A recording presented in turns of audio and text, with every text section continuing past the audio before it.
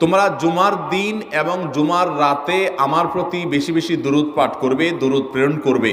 ফাইন্না সলাতাকুম মারুদাতুন আলাই, কারণ তোমরা যে দুরূদ পাঠ করো এটা আমার কাছে পেশ করেন আল্লাহর ফেরেশতারা, এবং রীতিমতো নামধাম সহকারে আল্লাহর একদল ফেরেশতা নিয়োজিত আছে। তারা বলেন, আল্লাহ, হে আল্লাহ রসুল, আপনার অমুক উম্মত, অমুক অনুসারী, আল্লাহর অমুক বান্দা, পৃথিবীর অমুক প্রান্ত থেকে, অমুক দেশ থেকে, অমুকের সন্তান, সে আপনার প্রতি দুরূদ পেশ করেছে জুমার দিনে, জুমার রাতে বা অন্য সময়ে। এটা নবী করিম সাল্লাল্লাহু আলাইহি সাল্লামের কাছে রিপোর্ট দেওয়া হয় আল্লাহর নিযুক্ত ফেরেশতাদের মাধ্যমে।